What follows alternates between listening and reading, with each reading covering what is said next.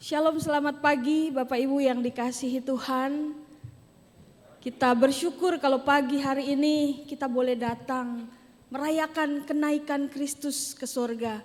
Kita percaya bahwa kita bukan hanya percaya dan yakin kepada Allah yang mau mati buat kita, tetapi kepada Allah yang bangkit. Bahkan Dia naik ke surga menyediakan tempat bagi setiap kita. Sehingga kita yang percaya, kita yakin bahwa hidup kita tidak hanya sampai di dunia yang fana ini, tetapi hidup kita adalah kepada kekekalan. Kita bersyukur, oleh karena itu saya mengajak setiap kita untuk kita mempersiapkan diri kita di dalam ibadah kenaikan hari ini. Saya mengundang kita semua untuk bangkit berdiri. Kita teduhkan hati sejenak.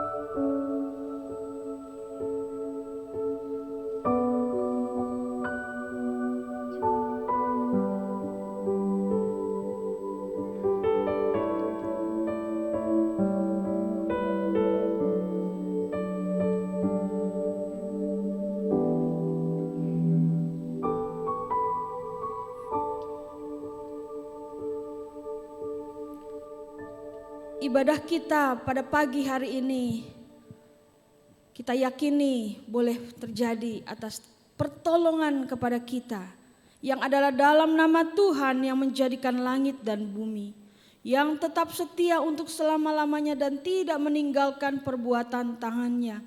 Kasih karunia dan damai sejahtera dari Allah Bapa kita dan dari Tuhan Yesus Kristus menyertai saudara-saudara. Amin.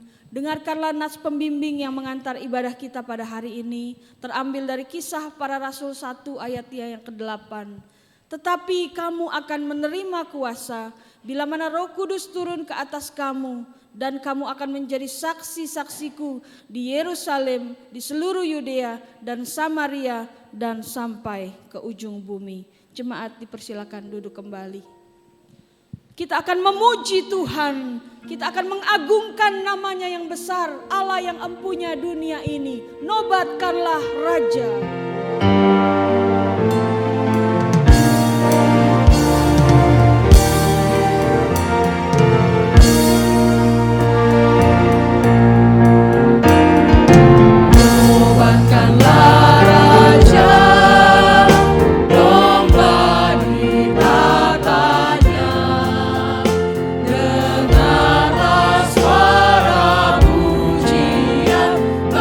Kumandang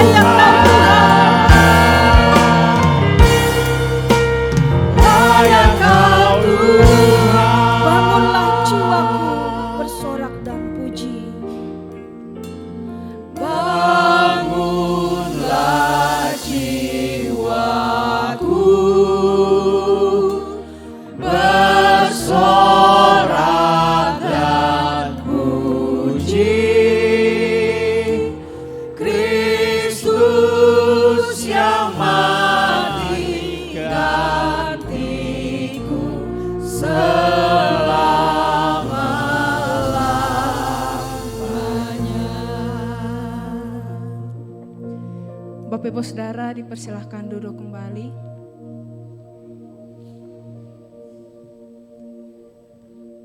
Bapak Ibu Saudara, mulut kita mungkin bisa memuji Tuhan, menyanyikan lagu rohani setiap waktu. Mulut kita mungkin bisa mengatakan kalau kita cinta Tuhan, kita mengasihi Tuhan. Tapi hati kita, siapa yang tahu? Hati manusia yang adalah pabrik berhala, hati manusia yang cenderung lebih cinta dunia dibandingkan Tuhan. Hati kita yang lebih sering mengingini dunia ini, yang lebih sering mengejar apa yang menjadi keinginan kita, kepentingan kita, daripada kepentingan Tuhan.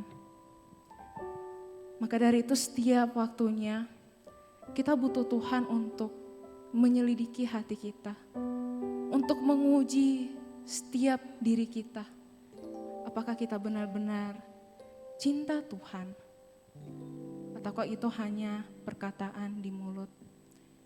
Maka dari itu mari kita mengambil waktu ini sejenak untuk berdiam diri di hadapan Tuhan, merendahkan diri dan datang kepadanya. Dan mari kita menyelidiki hati kita kembali sambil kita menaikkan pujian ini.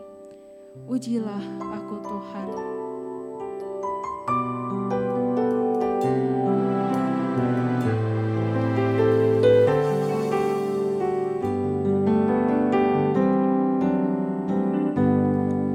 Ujilah aku Tuhan, cobalah aku Tuhan, selidiki batiku dan hatiku,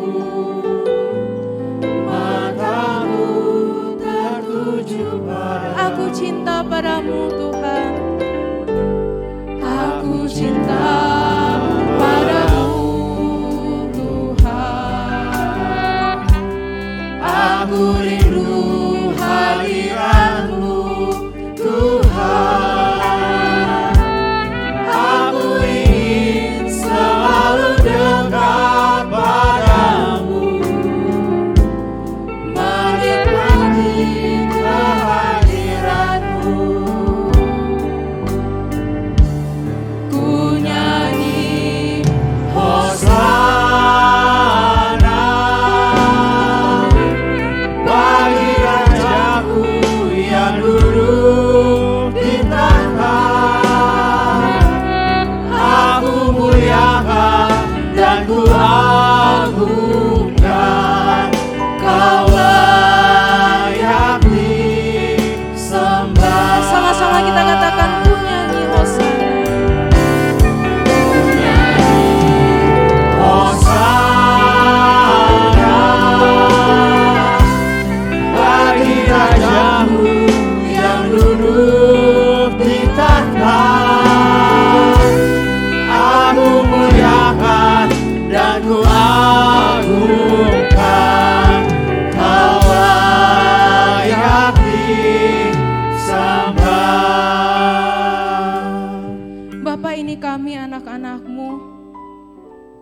Kami datang dengan penuh kerendahan hati memohon Engkau kiranya sekali lagi menyelidiki hati kami, menguji setiap diri kami. Melihat apakah kami benar-benar cinta Tuhan ataukah kami hanya cinta dunia ini.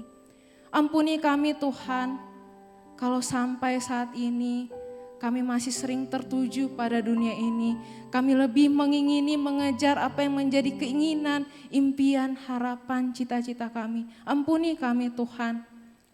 Biarlah anugerah-Mu sekali lagi bawa kami kepadamu, membawa kami untuk fokus kepadamu saja, hati yang benar-benar rindu mencari Engkau. Biarlah dengan anugerah-Mu saja Tuhan kami juga boleh dekat, makin dekat kepadamu. Terima kasih Bapa, terima kasih. Dalam nama Tuhan Yesus kami berdoa, amin. Yohanes 3 ayat 13 mengatakan, tidak ada seorang pun yang telah naik ke sorga selain Dia yang telah turun dari sorga, yaitu Anak Manusia. Puji Tuhan untuk Dia Anak Allah Yesus Kristus yang sudah turun ke dunia. Puji Dia yang sudah menyelamatkan kita. Puji Dia yang sudah menghapuskan dosa kita. Maka dari itu saya mengajak kita semua untuk menaikkan pujian ini. Kita mau memuji meninggikan Dia. Dihapuskan dosaku.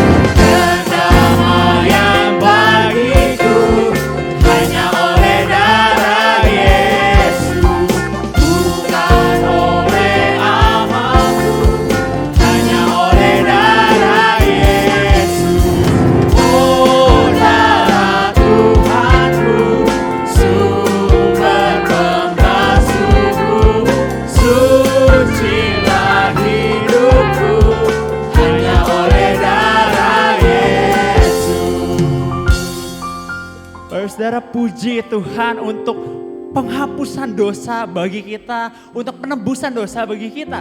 Itu adalah berkat yang luar biasa untuk kita semua, amin. Saudara, untuk setiap kita yang telah menerima berkat dari Tuhan, mari kita berikan persembahan bagi Tuhan. Mari kita nyanyikan lagu Thank You Lord.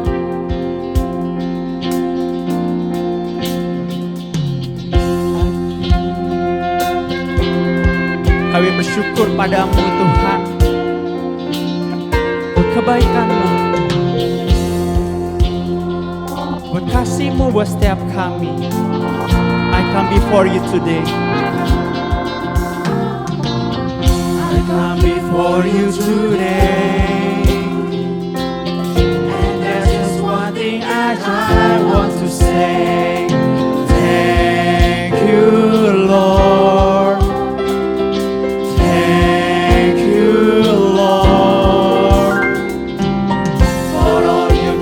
To me, for all the blessings that I cannot see.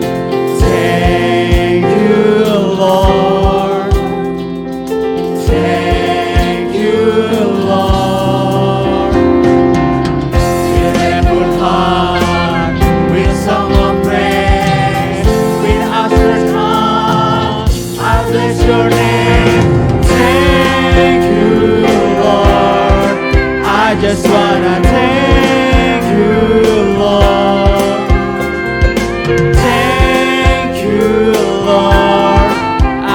just wanna thank you, Lord. Thank you, Lord.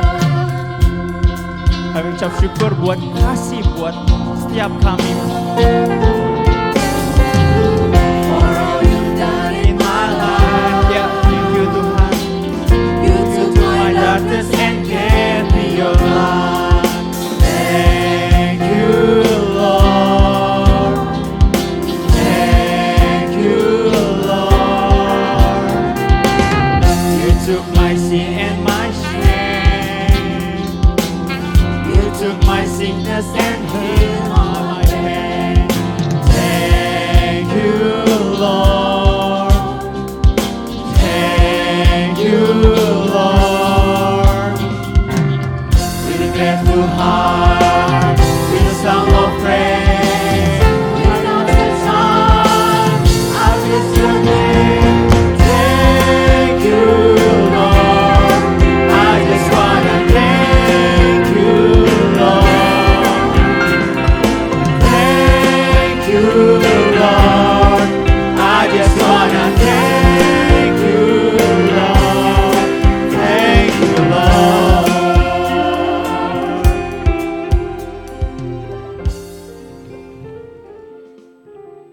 Mari kita tundukkan kepala. Kita berdoa bersyukur kepada Tuhan untuk hari ini. Bapa di surga, kami bersyukur kepadamu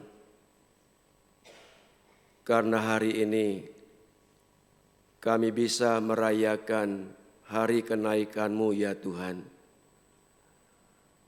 Kenaikan-Mu ke sorga memberikan kepada kami suatu keyakinan bahwa Engkau ada di sorga. Engkau ada di sana untuk menyediakan tempat bagi kami yang percaya kepadamu. Dan pada waktunya nanti, Engkau datang kembali menjemput kami untuk pergi ke sana. Bapa di surga, biarlah peristiwa kenaikan-Mu ke sorga memberikan kepada kami keyakinan bahwa Engkau adalah Allah yang setia, Tuhan yang tidak pernah meninggalkan kami walau sedetik pun. Bapa, hamba berdoa untuk setiap anak-anak-Mu yang hadir di pagi ini. Engkau tahu Tuhan apa yang menjadi pergumulan setiap anak-anak-Mu. Bapa di surga, kami berdoa kepadamu Tuhan.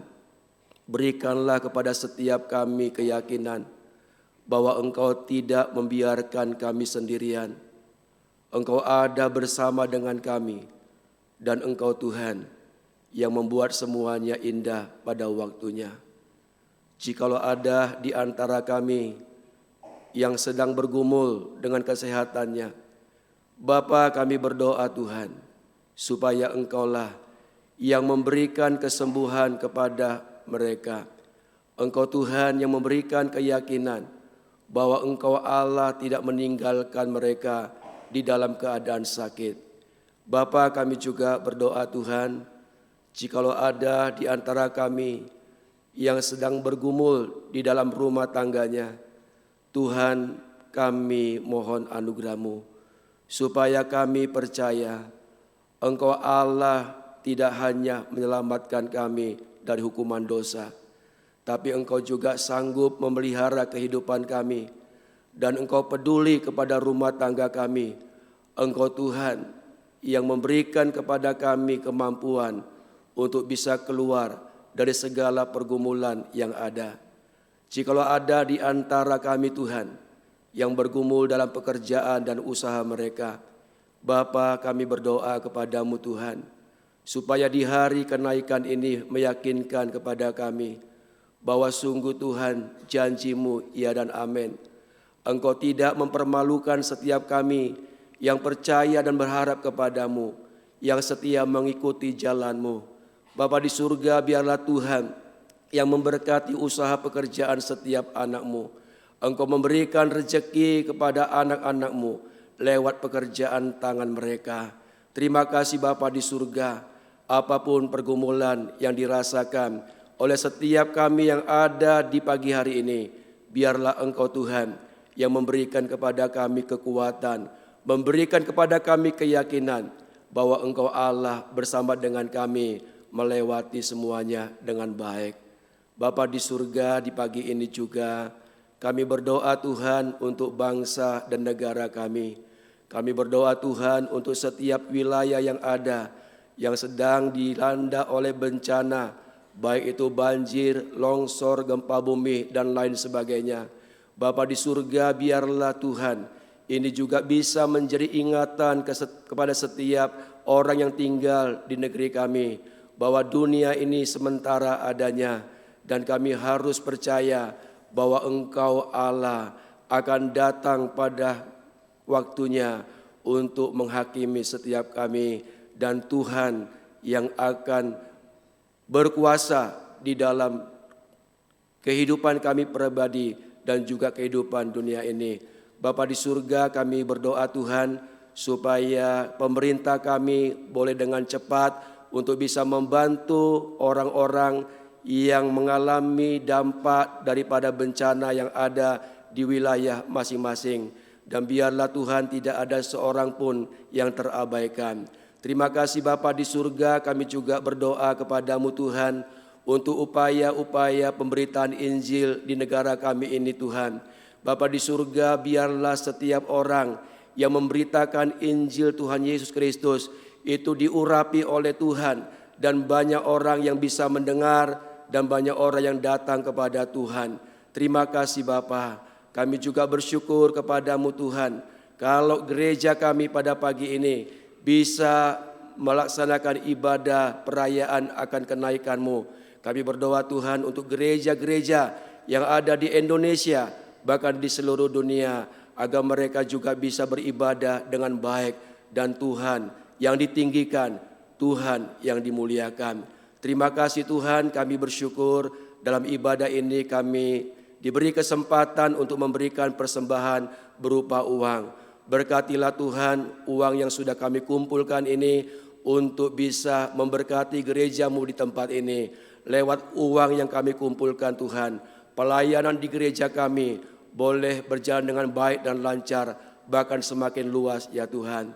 Berkati setiap tangan yang telah memberikannya, biarlah Tuhan yang memberitahukan kepada mereka bahwa Engkau Allah yang setia, yang sanggup memelihara kehidupan setiap kami anak-anak-Mu yang belum bisa memberi pada pagi hari ini. Biarlah Tuhan juga yang tolong agar pada waktunya nanti mereka juga bisa memberikan persembahan sebagai syukur kepada Tuhan atas segala berkat yang Tuhan telah berikan. Terima kasih Tuhan, kami serahkan waktu selanjutnya ke dalam tangan Tuhan. Biarlah setiap kami tetap melihat bahwa Tuhan ada bersama dengan kami, dan Tuhan hendak berbicara kepada kami masing-masing secara pribadi. Terpujilah Engkau, dalam nama Yesus kami berdoa. Amin.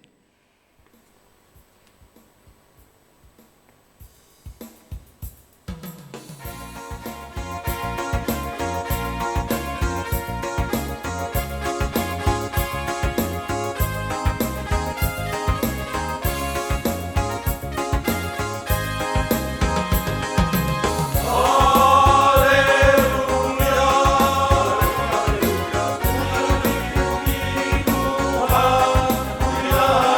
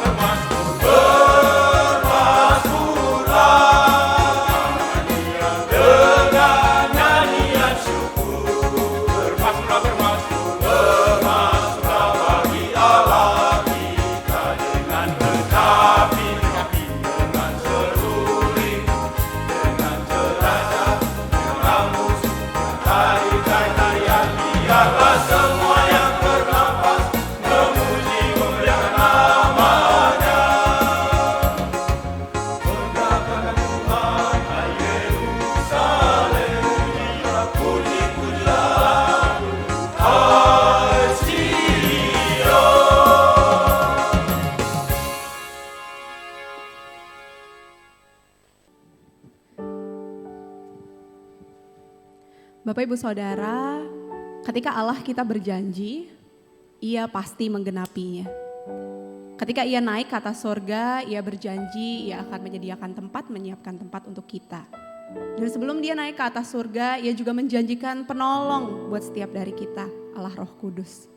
Ia juga memberikan amanat agung, sebuah misi yang harus kita kerjakan sebagai anak-anak Tuhan, dan Ia berjanji untuk selalu beserta dengan kita. Saudara, kita percaya di dalam janjinya, di dalam Dia ada harapan. Karena janjinya adalah janji yang ajaib. Mari saat ini kita persiapkan hati untuk mendengarkan firman Tuhan. Kita naikkan pujian. Ku percaya janjimu ajaib.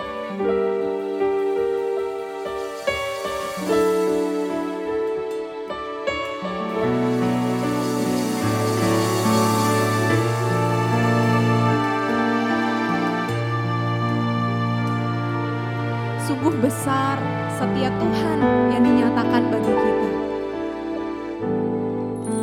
Sungguh besar setiamu, Kau nyatakan bagiku. Kau Bapa yang selalu mengerti isi hatiku. Kemuliaan-Mu Kau janjikan. Kemuliaan-Mu Kau janjikan. Aku tetap percaya. Ku percaya janji-Mu ajaib terukir dalam kehidupanku. Ku berserah di dalam kekuatan-Mu. Ku percaya.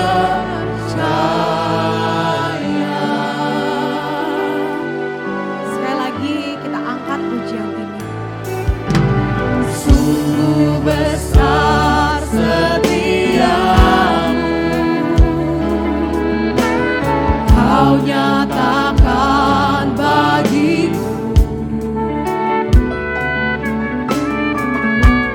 Kau Bapa yang selalu mengerti isi hatiku. Kemuliaan-Mu Kau janjikan. Aku tetap percaya. Percaya janji-Mu ajaib terukir dalam kehidupanku. Ku berserah di dalam kekuatan-Mu. Hanya Kau segalanya bagiku.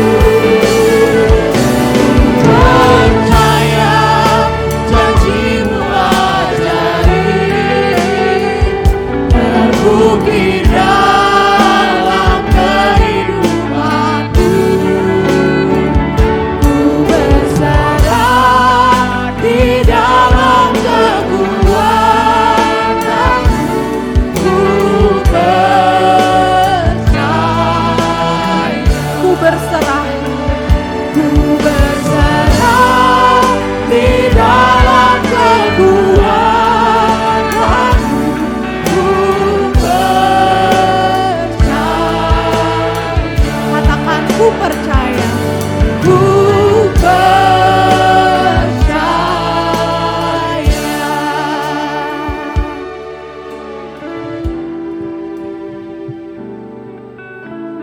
Mari jemaat sekalian dikasih oleh Tuhan, kita menutup mata, kita berdoa. Kami berterima kasih Tuhan, kami bersyukur kepadamu, karena Engkau memberikan sekali lagi kesempatan kepada kami untuk boleh mendengarkan firman-Mu. Oleh karena itu, biarlah hari ini kami membuka hati kami, membuka telinga kami, membuka hidup kami bagi kebenaran firman-Mu. Biarlah firman-Mu itu menjadikan kami sebagai murid-murid-Mu yang sejati. Di dalam nama Tuhan Yesus kami berdoa. Amin. Oke, shalom Bapak dan Ibu Saudara sekalian. Damai di hati. Bapak dan Ibu Saudara sekalian, saya berharap dalam momen kenaikan Yesus ke sorga ini menjadi satu momen yang mengingatkan kita tentang misi kita sebagai anak-anak Tuhan untuk menjadi saksinya di tengah dunia ini. Bapak dan Ibu Saudara sekalian,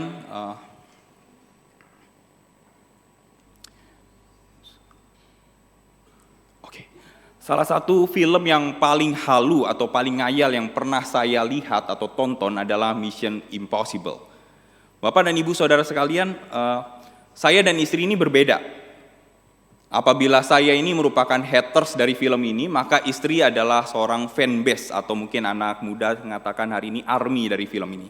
Saya nggak tahu sampai hari ini kenapa istri saya itu menyukai sekali film ini. Mungkin Tom Cruise itu lebih ganteng daripada suaminya. Nah, oleh karena kami berbeda satu dengan lainnya, seringkali kalau bahas film ini kami itu sedikit konflik lah.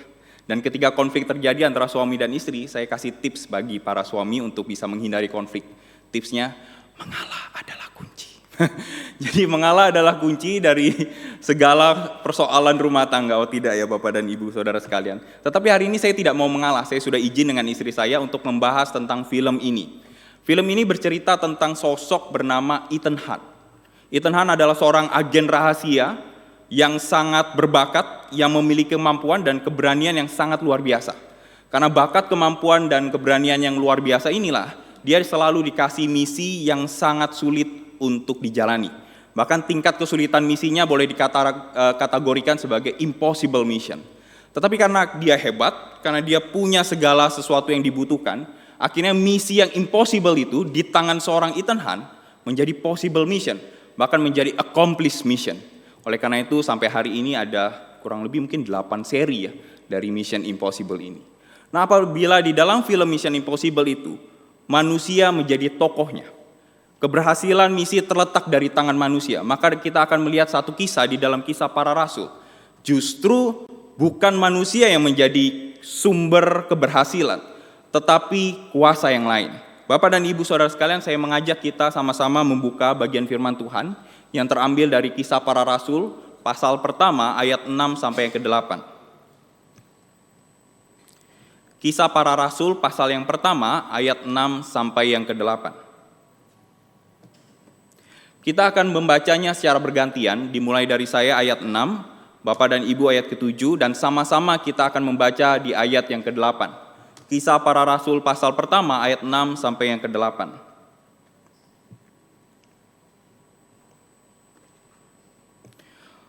Lalu ketika berkumpul, mereka bertanya kepadanya, Tuhan, maukah engkau pada masa ini memulihkan kerajaan bagi Israel?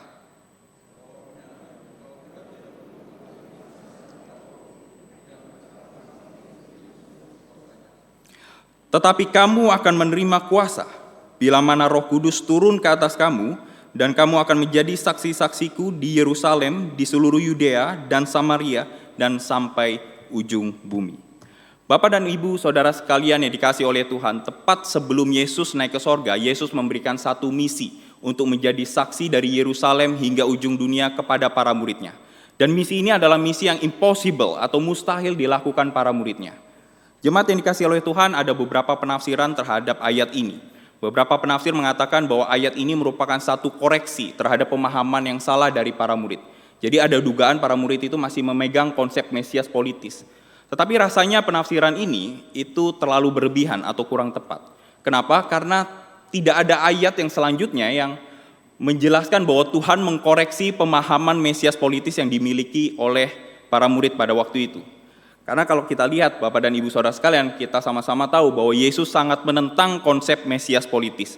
Misalnya di dalam Matius pasal 16 ayat 32, kita mendapati Petrus beberapa waktu sebelumnya mengaku Yesus sebagai Mesias, anak Allah yang hidup. Tetapi beberapa saat kemudian ketika Yesus menceritakan agendanya bahwa dia akan mati di atas kayu salib, maka Petrus mengkoreksi agendanya Yesus dan mengatakan, sekali-kali itu tidak terjadi padamu. Karena Yesus tahu bahwa Petrus, muridnya ini, memiliki konsep Mesias politis, dia menegur Petrus dengan sangat keras.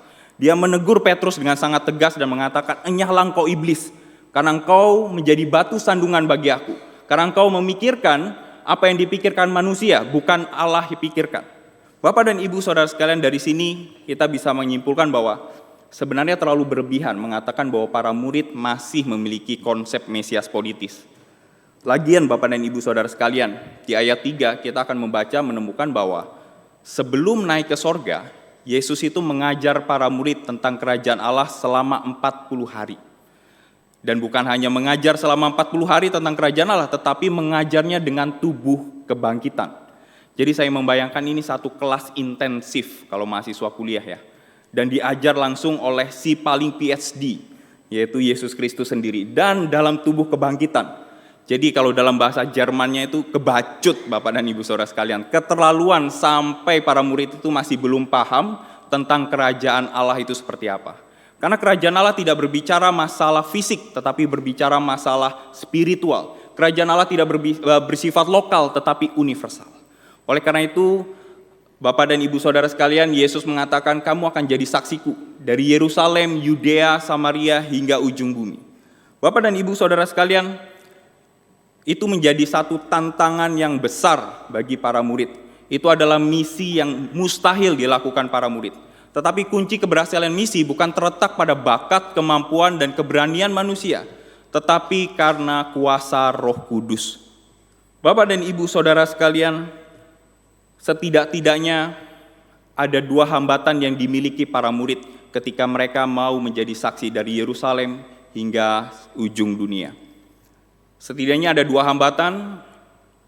Yang pertama, ketakutan bersaksi terhadap orang yang berbeda. Orang yang berbeda bahasa mungkin, orang berbeda budaya, orang yang berbeda etnis, atau orang yang berbeda keyakinan. Bapak dan Ibu saudara sekalian, kita sama-sama tahu bahwa selama kurang lebih 800 tahun, bangsa Israel itu hidup dalam penjajahan dan penindasan. Sejak Asyur mengalahkan kerajaan utara dan Babel mengalahkan kerajaan selatan, maka Israel itu tidak benar-benar merdeka, tidak benar-benar berdiri di atas kakinya sendiri. Selama 800 tahun, bangsa Israel hidup di dalam penjajahan dan penindasan. Apabila kita tarik mundur ke belakang sampai Israel modern berdiri tahun 1947, maka kita akan menemukan satu angka yang fantastis, yaitu lebih dari 2000 tahun bangsa Israel tidak pernah lepas dari penjajahan. Indonesia dijajah Belanda menurut buku sejarah itu 3,5 abad. Sementara dijajah Jepang itu mungkin 3,5 tahun. Jadi ini berkali-kali lipat daripada apa yang dialami bangsa Indonesia. Bapak dan Ibu saudara sekalian, pengalaman dijajah ini merupakan pengalaman yang tidak mengenakan, pengalaman yang traumatis. Salah satu contohnya ketika bangsa Israel dijajah oleh Babel, selain menghancurkan Yerusalem dan menghancurkan Bait Allah yang merupakan identitas nasional bangsa Israel juga mengalami pembuangan ke tanah Babel pada waktu itu. Dan di tanah pembuangan itu, bangsa Israel dipaksa mengganti nama menjadi nama-nama kafir di Babel pada waktu itu. Dan bangsa Israel juga dipaksa untuk mengikuti pendidikan kafir yang ada di Babel. Dan terakhir, bangsa Israel juga, tawanan ini, dipaksa untuk menyembah ilah-ilah Babel yang ada di sana. Dan penggambaran ini sangat baik dijelaskan di dalam kitab Daniel pasal 1 dan pasal 2, di mana banyak anak muda, yaitu Daniel dan kawan-kawan, bergumul terhadap situasi ini. Jemaat yang dikasihi oleh Tuhan, pengalaman ini menjadi pengalaman yang sungguh tidak mengenakan. Pengalaman ini pengalaman yang bersifat traumatis. Sehingga di dalam perjanjian baru kita menemukan komunitas Yahudi menjadi komunitas yang eksklusif. Komunitas yang cenderung menjauhkan diri dari bangsa lain, dari orang yang berbeda dari mereka. Dari orang yang berbeda keyakinan dari mereka. Jadi eksklusivitas bangsa Yahudi ini berangkat dari rasa insecure mereka terhadap orang yang berbeda. Oleh karena itu ketika Tuhan Yesus berkata, kamu akan jadi saksiku dari Yerusalem, Yudea, mungkin mereka masih menerima secara otak. Oke, Yerusalem, Yudea itu kan masih bangsaku sendiri ya. Masih sesama etnis saya ya. Masih sama iman dengan saya. Tetapi ketika Yesus melanjutkan, kamu akan jadi saksiku di Samaria dan ujung bumi, itu tentu satu tantangan tersendiri. Itu tentu menjadi sesuatu yang mustahil untuk dilakukan oleh orang-orang yang punya pengalaman traumatis terhadap orang yang berbeda ini. Tetapi justru Tuhan Yesus mengatakan, kamu harus jadi saksi di Samaria sampai ujung bumi. Bapak dan Ibu sekalian dikasih oleh Tuhan, selain ketakutan terhadap orang yang berbeda, para murid memiliki tantangan selanjutnya atau hambatan selanjutnya, yaitu para murid tidak memiliki kredibilitas untuk menjadi saksi. Salah satu film yang saya suka, superhero yang saya suka, kalau yang Mission Impossible kan saya jadi hatersnya ya. Kalau ini yang jadi fanbase-nya adalah Avengers. Mungkin yang muda tahu ya, Bapak Ibu mungkin pernah nonton. Di Avengers pertama itu, seseorang itu mengumpulkan banyak superhero.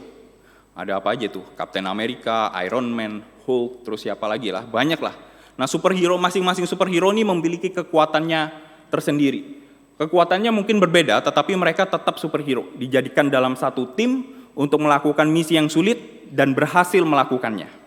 Nah berbeda dari film Avenger ini, maka Tuhan Yesus dalam kacamata perekrutan, Tuhan Yesus tuh justru merekrut orang-orang yang tidak dipandang oleh dunia. Mayoritas dari muridnya adalah orang-orang Galilea. Dan Galilea merupakan wilayah yang tidak dipandang oleh komunitas Yahudi pada waktu itu. Kebanyakan mereka adalah profesinya nelayan, pendidikannya rendah, terus karakternya cenderung kasar. Jadi Bapak dan Ibu Saudara sekalian, dalam ilmu manajemen mungkin saja Tuhan Yesus ini sepertinya gagal ya, dilihat dari kacamata perekrutan tim untuk satu misi tertentu.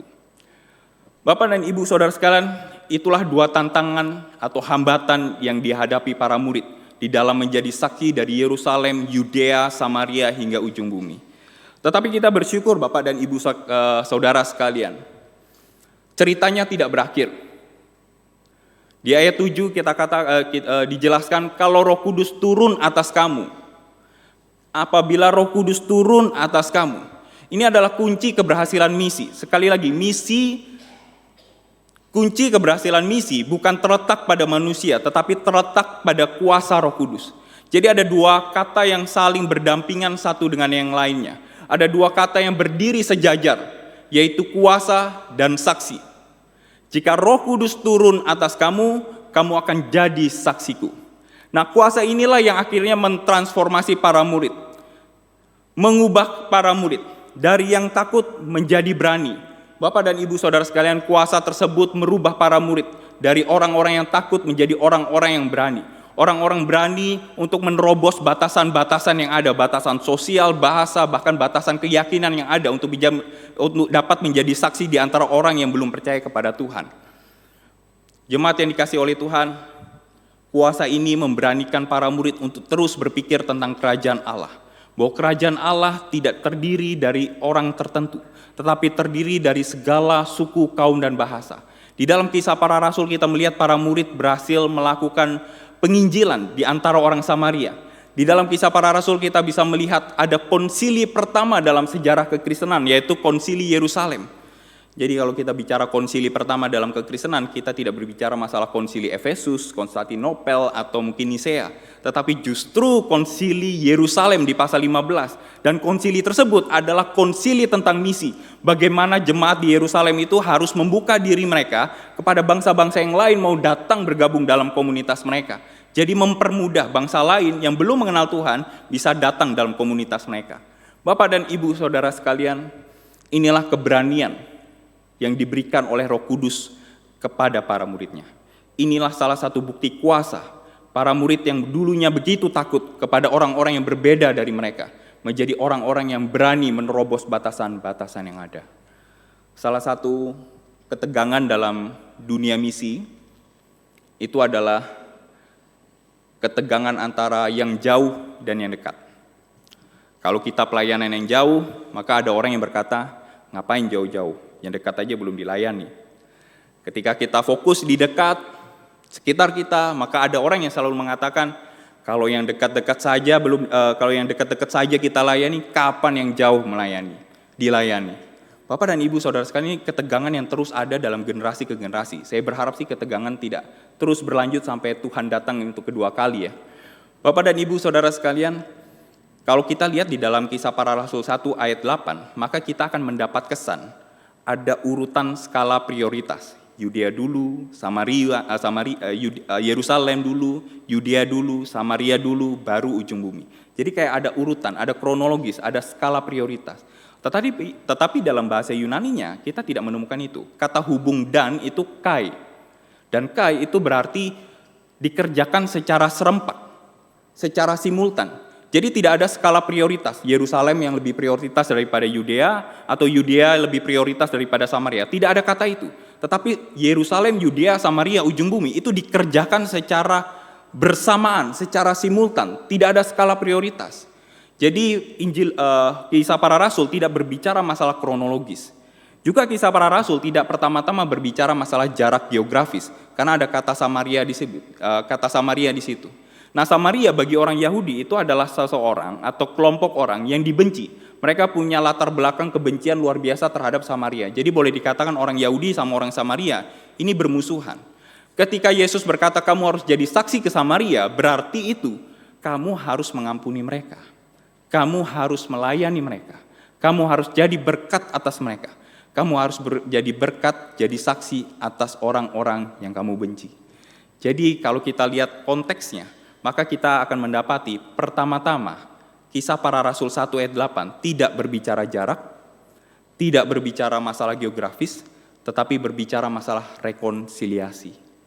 Bapak dan Ibu Saudara sekalian, bagi saya pribadi, ketegangan jauh dan dekat ini bisa disimpulkan seperti ini atau diselesaikan dengan gini. Kita tuh memang secara umum harus memulai dari yang paling dekat. Menjadi saksi bagi keluarga kita yang belum percaya sama Tuhan, menjadi saksi bagi tetangga kita yang mungkin belum mengenal Tuhan, menjadi saksi atas teman kerja, teman sekolah, mahasiswa dan sebagainya yang belum kenal Tuhan. Tetapi kita tidak boleh menutup diri ketika ada kesempatan untuk melayani yang jauh. Jadi kita harus melayani di sekitar, tetapi tetap membuka diri apabila Tuhan memberi kesempatan yang jauh. Karena saya mendapati seringkali bukan masalah jaraknya. Kadang-kadang ada orang yang mengatakan kepada saya ketika kami waktu itu membuat satu proyek pelayanan di Kalimantan Barat, itu kan jauh ya dari Surabaya ke Kalimantan Barat, selalu ada orang yang mengatakan, ngapain jauh-jauh, di sekitar kita aja banyak. Terus saya ajak teman ini yang berkata seperti ini, ya udahlah kita cari yang dekat-dekat aja. Tukang becak di depan gimana? Kita injili. Ayo kita injili. Aduh, saya takut. Soalnya beda dengan kita lah. Beda dengan kita. Terus misalnya kita pelayanan yang jauh, berani yang jauh-jauh, tetapi kita melayani orang yang sama juga dengan kita. Misalnya ke kantong Kristen dan seterusnya. Jadi kadang-kadang isunya bukan jarak, tetapi ketakutan terhadap orang yang berbeda. Nah, Bapak dan Ibu Saudara sekalian, kita mendapati bahwa kalau kuasa itu turun atas kita, maka kita yang takut, punya ketakutan, ketidakberanian bisa jadi orang yang sangat berani. Seperti yang digambarkan oleh Kisah Para Rasul melalui para murid ini. Dan yang kedua, Bapak dan Ibu jemaat sekalian dikasih oleh Tuhan. Selain kuasa itu membuat para murid menjadi berani, kuasa itu memampukan para murid untuk bersaksi dalam situasi yang sulit.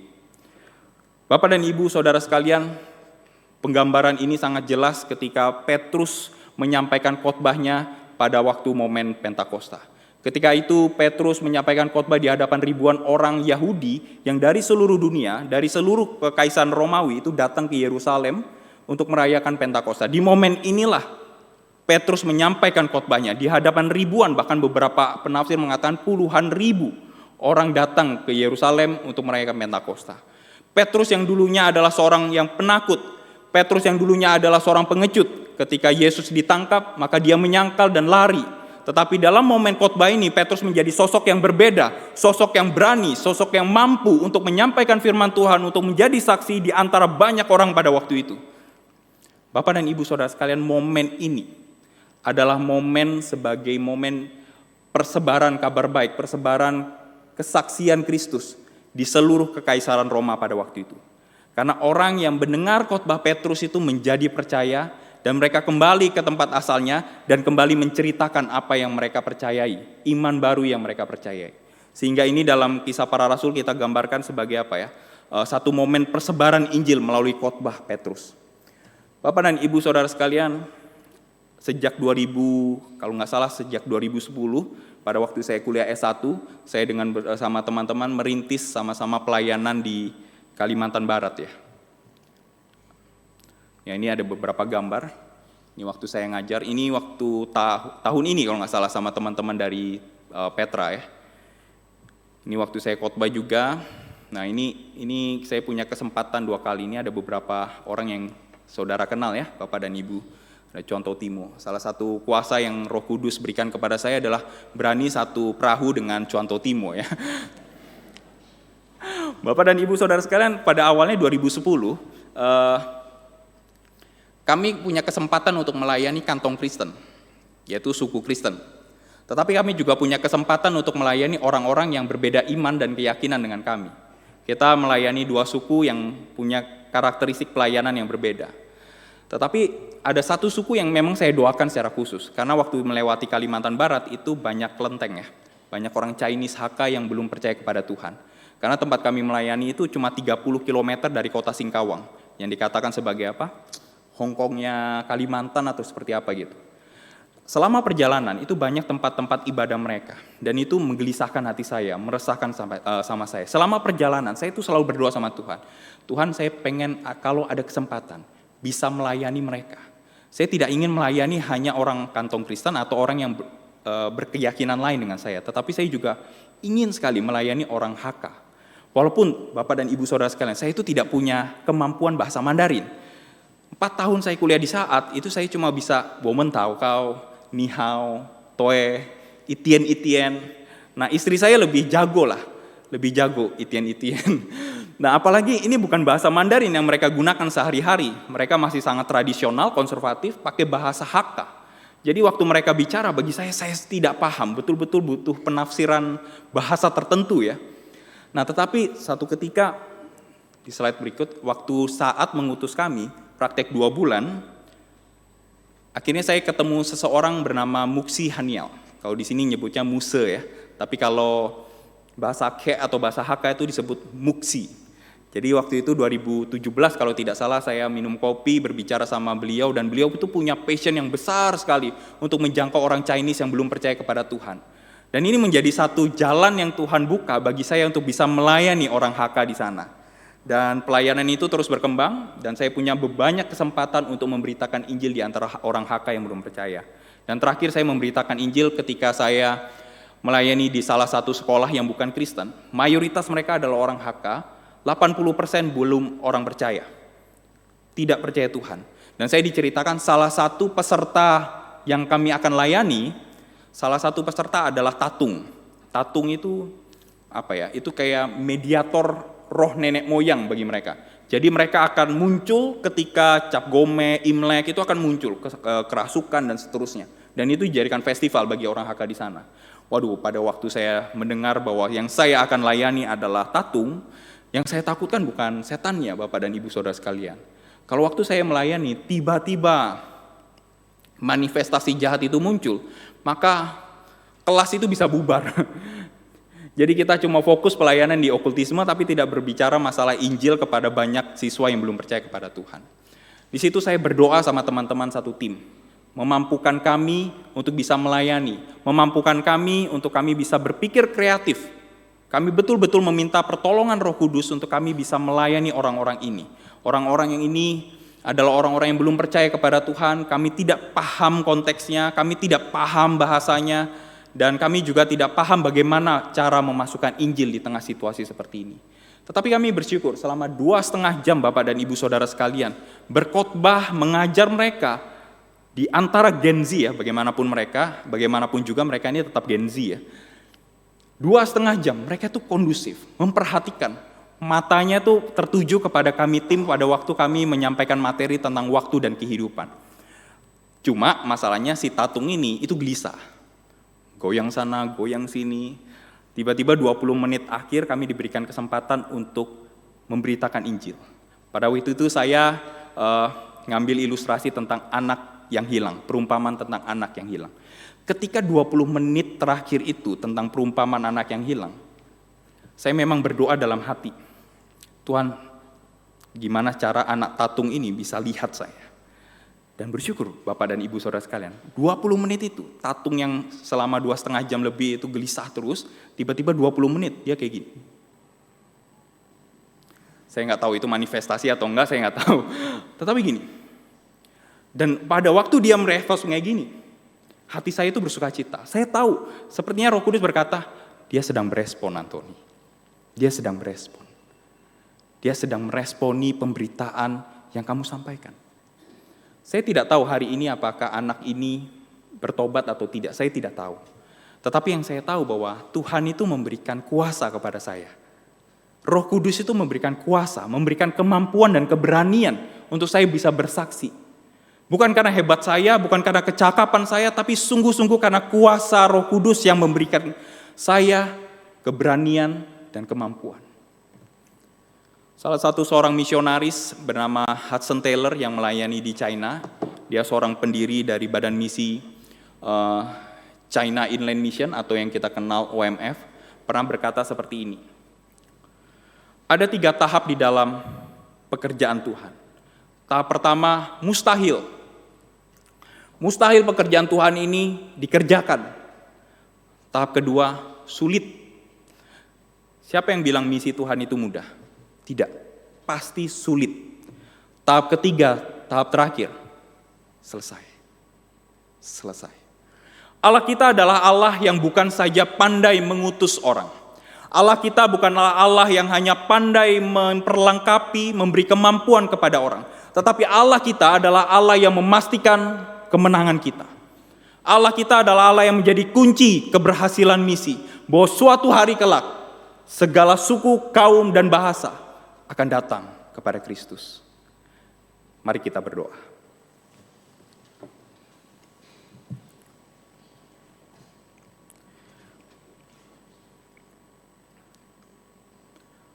Kami berterima kasih Tuhan,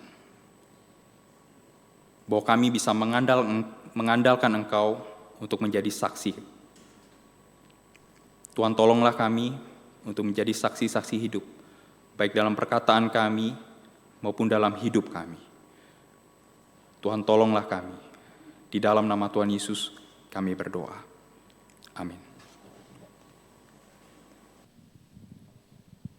Sungguh kita diberkati dan diingatkan kembali apa yang menjadi bisnis utama dalam hidup kita Bapak Ibu. Yaitu untuk memberitakan pesan Injil itu. Oleh karena itu, marilah kita kembali ke dalam aktivitas kehidupan kita, mengerahkan seluruh hidup tenaga kita untuk bisnis utama di dalam hidup kita sebagai anak-anak Tuhan, menjangkau jiwa yang terhilang. Kita akan menutup ibadah hari ini. Saya mengajak kita menyanyikan satu pujian yang akan kita terima berkat melalui Pendeta Okto.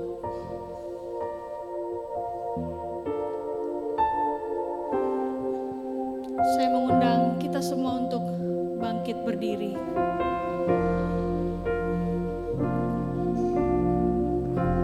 The Lord bless you and keep you. Make His face shine upon you and be gracious to you. The Lord turn His face toward you and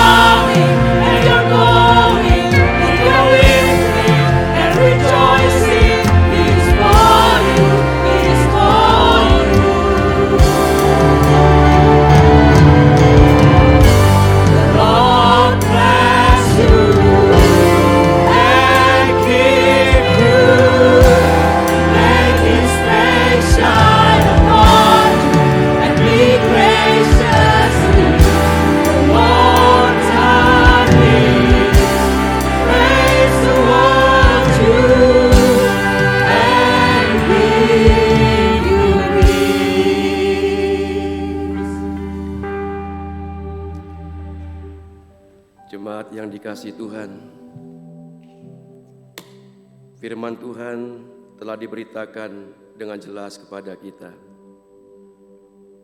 Marilah kita semua meninggalkan tempat ini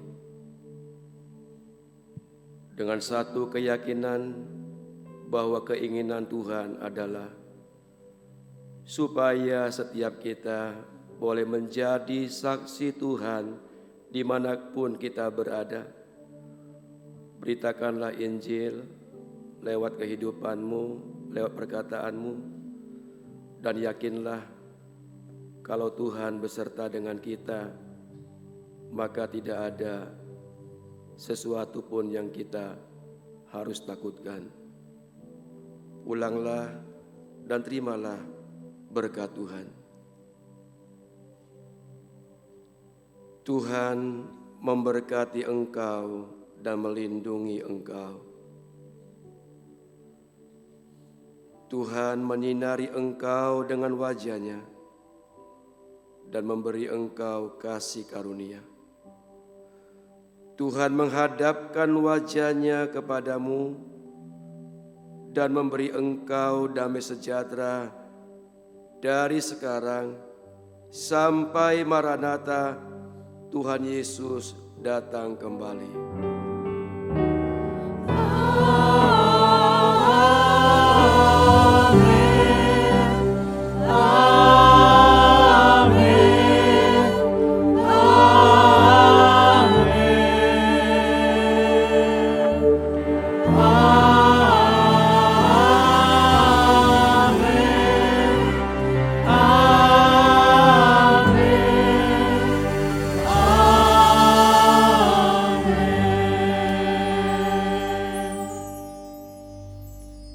Silakan duduk saat teduh. Tuhan memberkati kita semua. Amin.